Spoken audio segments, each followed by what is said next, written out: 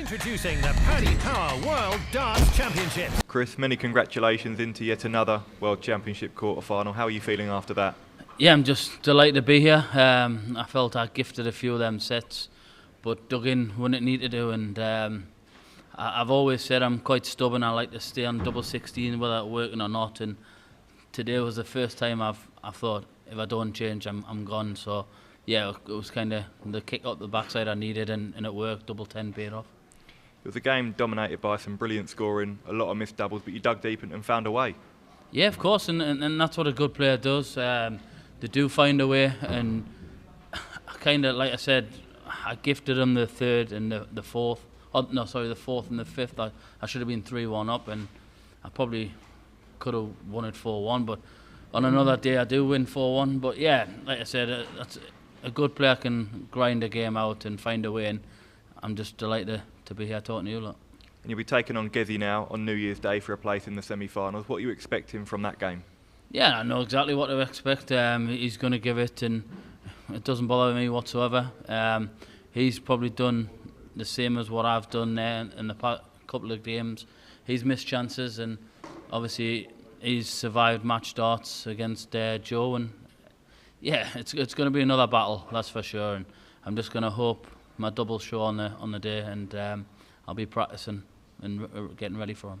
And what do you think the key is going to be to overcoming that quarter-final hurdle? Yeah, just start hitting doubles when I need to. My scoring's always going to be there. I'm probably up there with the best of them in the scoring, so I haven't got a problem that my scoring's not going to be there. But yeah, I need to get on top from the beginning and start hitting them doubles. And it's been a great event for Newcastle so far. You're in the quarter-finals. We've got Cullen and Ryan in the last 16 today. Are you managing to sort of spur each other on? Yeah, of course. We're all good friends. Obviously, being brought up in the northeast, we play against each other week in, week out. I still play for the same team as Ryan on it in Super League. I play for the same team as Cullen on a Wednesday night. So yeah, I'm always practicing with those lads. They'll spur each other on, and yeah, it is a great feeling for us lads to still be in here, and yeah, hopefully we can all meet each other and knock each other out. Cheers, man. Chris, congratulations on the victory. How hard is it to compose yourself in a game like that when things aren't going your way? Because you don't give a lot away at times, but we saw some frustration today. Yeah, of course. You're not a dart player if you don't see any frustrations. You've just got to try not to show the opponent. And I felt, obviously I gifted a couple of sets away, and it does get to you, but I grinded myself back, and yeah, I pulled a great comeback, and yeah, it's kind of what I needed to show a little bit of emotion and frustration now and again, but yeah, I'm just happy to be here. What can you take from those previous quarterfinals defeat going in to a few days' time to make sure you get it right this time? Yeah, of course. The first one was an absolute hammering by MVG, but yeah, last year you just got to put it in the back of your mind, and I know where I went wrong last year, and I've just got to go out there and show that I can get over that hurdle and get the job done. In terms of your scoring game, like you said, it's up there with the very best. Do you feel this is a massive opportunity for you now in that bottom half of the draw to get to the final minimum? Yeah, of course. I think everybody in both sides of the draws fancy their chances. If you play well, you can go far, and I certainly fancy my chances. If I can start hitting them doubles, I fancy my chances to go deep. And yeah, it's just on the night. You can never say how well you're going to play until you get there, because I practiced so well and leading up to that game up there, and doubles, I worked on it backstage, and they were going great. But yeah, it's just on that stage, something different happens, and yeah, you can miss one or two. Cheers, man. Well played today, Chris. Thank you. Obviously, going price up next, a really big occasion in a couple of days' time. How much are you looking forward to that? Yeah, it's going to be another tough challenge. Obviously, I would say he'll go in his favourite of what he's done.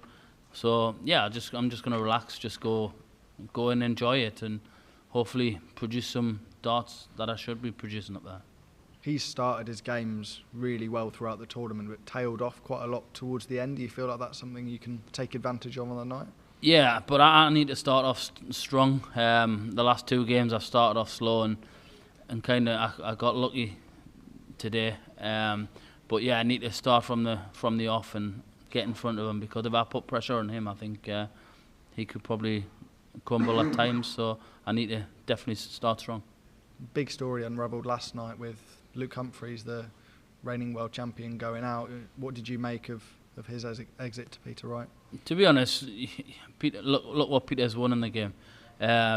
You can never underestimate him. It was a great game. I watched that game. Luke played fantastic, and he can't be unhappy with that, because he did play well. And Peter, I think he changed. He was playing brilliant and still managed to change his darts, which is daft. But yeah, it's that's Peter all over. But you can never ever rule him out. And yeah, I think he'll be waiting for whoever, and he'll be ready. And hopefully I can maybe meet him in the final. Chris, well done on a third quarter final here at the World Championship. Just on that match last night with Peter Wright, were players starting to think that Peter Wright is no longer the player that he was, and maybe not seeing him as the threat he seems to still be? Yeah, of course.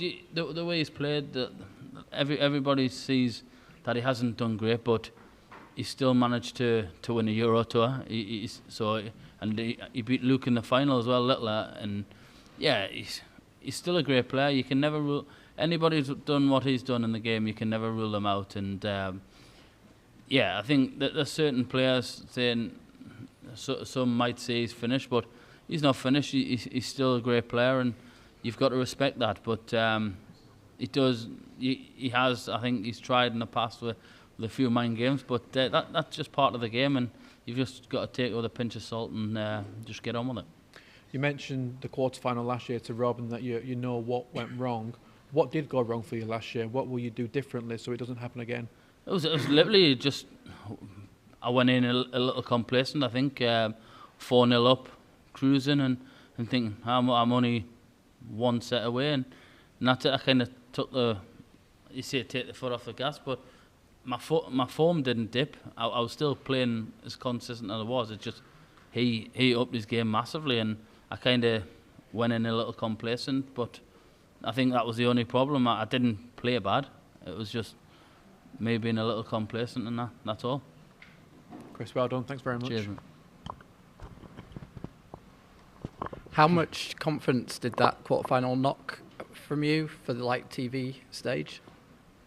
I wouldn't put that down to the form on TV, because I worked hard to get back from that, and yeah, I definitely wouldn't pick that as the problem and the reason why my form hasn't been great on TV.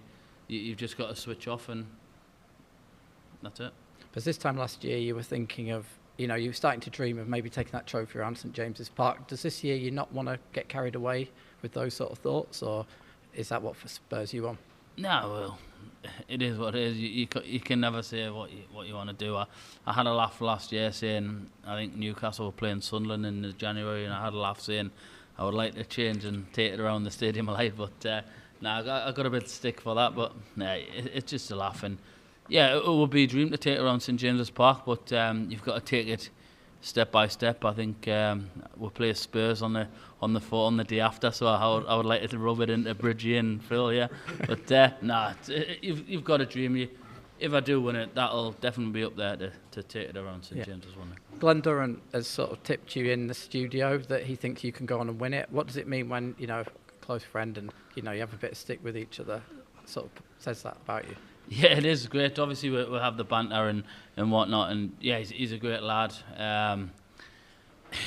It's a bit of pressure. I seen it before the tournament started. I seen his interview, and he kind of jinxed a few of us. So I'm thinking, I hope I'm not another one. But no, it is a great feeling. He's a good friend of mine, and we are close. We still stay in contact nearly every day.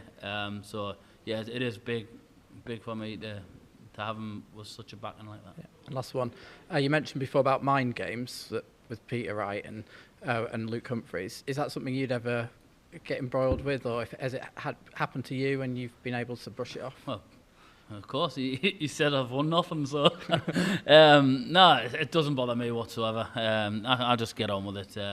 There's no need for mind games. You get certain people that tend to do it, but I just laugh it off and just try and knuckle down. Congratulations. Cheers.